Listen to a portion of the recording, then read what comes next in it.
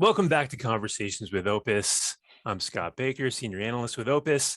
I'm here with Jedi Master Dan Miller, founder of Opus, and another Jedi Master, Derek Top, Head of Editorial Research and everything else.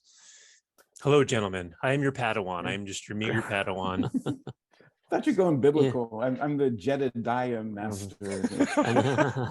You can be that. You can be anything you want when you grow up, Dan. I promise. Thank you. Okay, so you ready for this? I have a name for this conversation. I like it. And I checked it, and it hasn't been used by anyone. So this is ours. Mark it. Contact center agents of change. Wow. Change.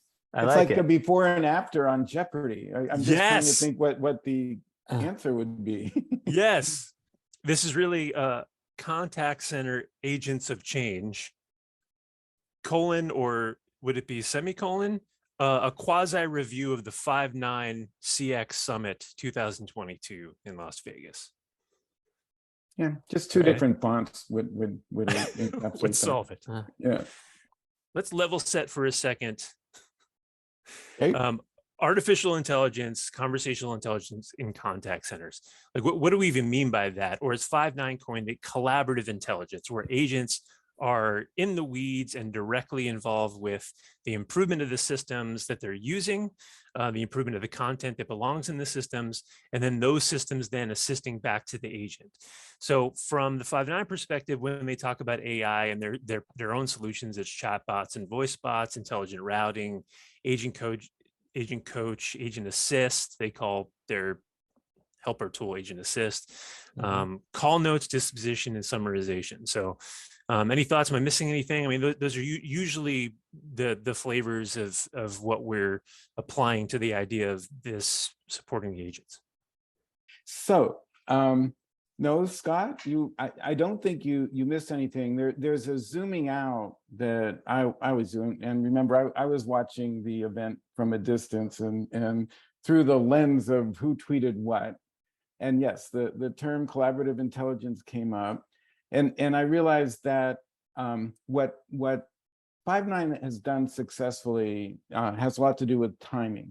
Because I'm thinking back to maybe 3 years ago, when there was a lot of discussion around the future of work.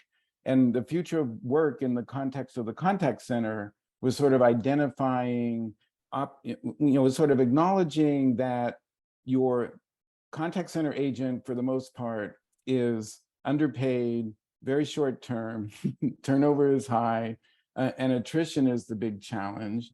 And then after that, they were counseling people to build a team and build procedures for incorporating your employees in the sort of thumbs up, thumbs down for hey, this is the answer it gave. Was that good or bad? So it started a while ago as a recognition that, hey, we're not replacing agents.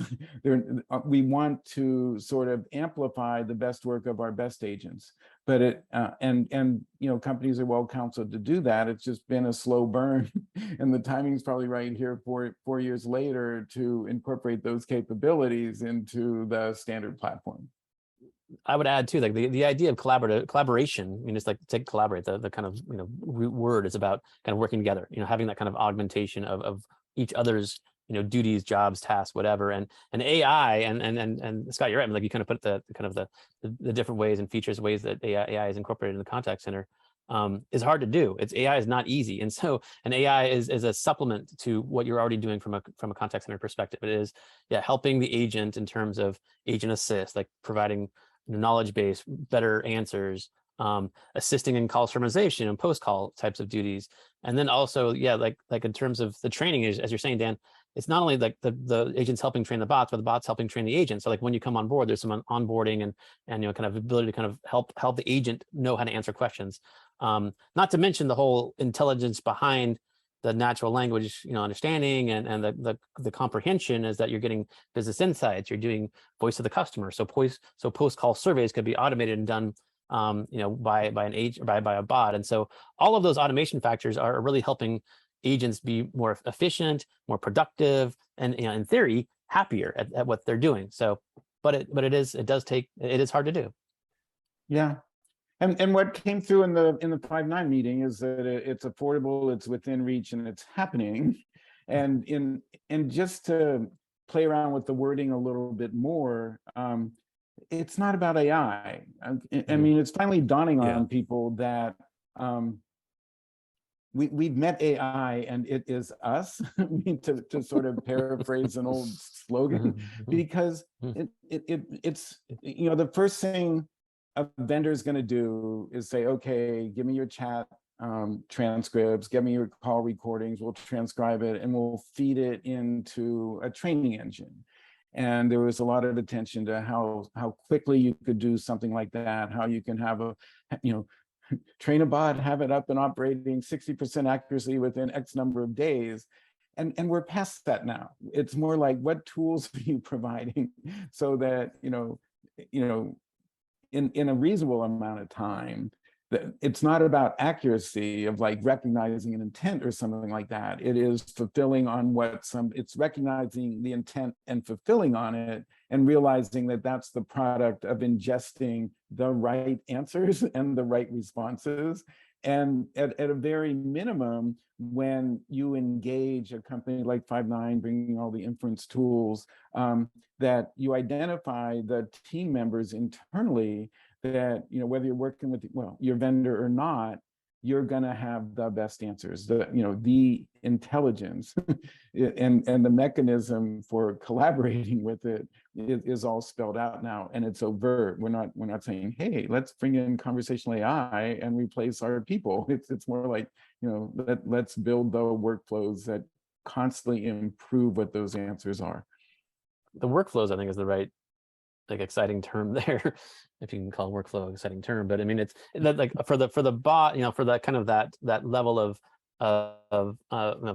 understanding in a self-service, kind of resolution point of view, like kind of keeping it contained, and the kind of metrics we use around, using bots or conversational AI strictly for just deflecting calls to agents. But once it does go to the agent, the AI, the intelligence behind it really, and that's really is more of intelligence than does help in the agent workflows, right? It is in terms of helping them understand how to answer the question. But also this is where we like, we're very curious and wanting to know where this goes into the conversational cloud. It ties into back-end systems, right? It ties into CRM. It helps automate fields or fills in fields and kind of provides the next business process to happen. It helps automate the call and the call summarization, which of course speeds up efficiencies, but it also then triggers processes that might trigger a callback or a final transaction or whatever the issue is being resolved.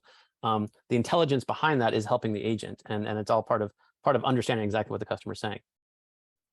Yeah, and it's time to reassess how we measure success in the contact center. And nobody wants to be called, nobody likes to hear that they're part of a cost center, and that's for years. And then I think it was Nice who said, I don't want to misquote, but somebody said something like, "Oh, we'd rather think of it as a value center versus a cost center."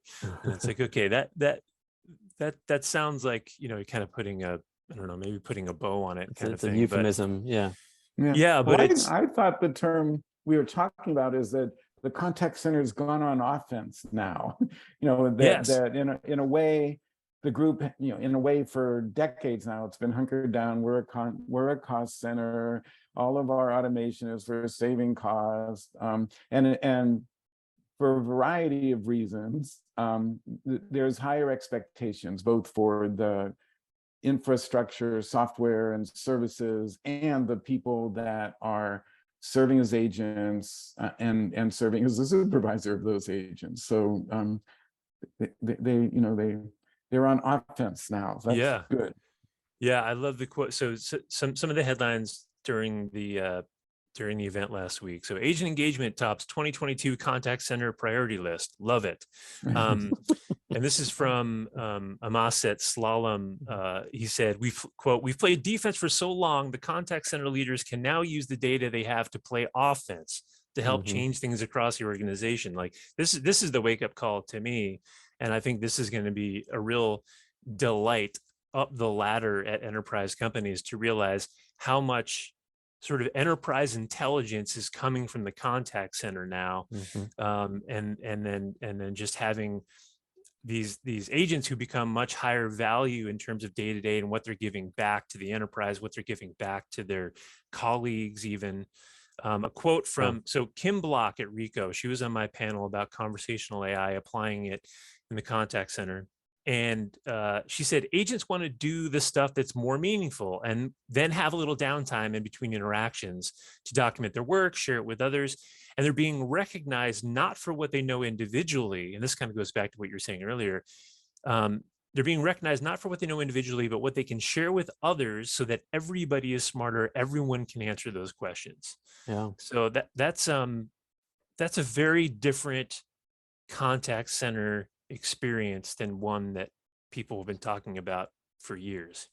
That's value, right? That is like sharing insights across business units outside beyond the contact center, and the contact center more as a, not as a cost, for the organization, operational cost, but a value add in terms of, yes, it's sharing insights, but it's also potential upsell, cross sell, conversion, of sales. And so there's revenue potentially generated there. And that's, a great thing. But this does tie back to, I think, what we call conversational intelligence, or the ability to understand interactions and conversations across every channel, and then gather key insights and utilizing data models and machine learning and AI to cluster and truly understand what customers are saying is ultimately going to have value for every organization.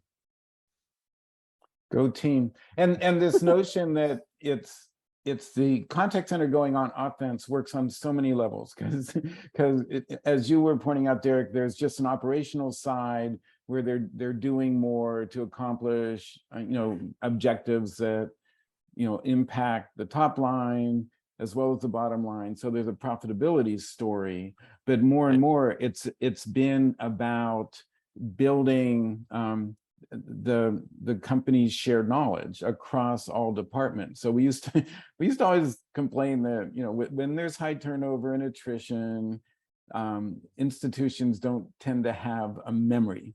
So this portends very positively for the future, where the best practices are made permanent, or constantly improved. I shouldn't say made permanent, because the whole idea is you have the mechanisms in place for constant improvement, and based on the shared memory, it's better than society at large right now. There's probably some agreement about it's a low bar. Come on. It's so true. Well, it's traditionally the career path. Well, for the career path for anybody in a part of the business that's called the contact center or the cost center is not great. Usually, there's not a lot of ladders to climb when you're in a part of an organization that gets labeled as a cost center. But I think we're going to see that change in the contact center, and the career paths these may be the future content designers coming out of the contact center. These might be, future kind of quasi speech science people improving grammar models and NLU models. Data analysts. Business analysts, data business analysts. Yep. So yeah, all there. Go contact center. Yep. Go contact center. All right. Well, thanks for humoring me and providing the insights, guys. And thanks we'll for bringing us together. Talk to you As next always. time. Very good. Thanks, everybody. Biento. For more analysis and expertise in conversational AI and intelligent authentication, visit opusresearch.net.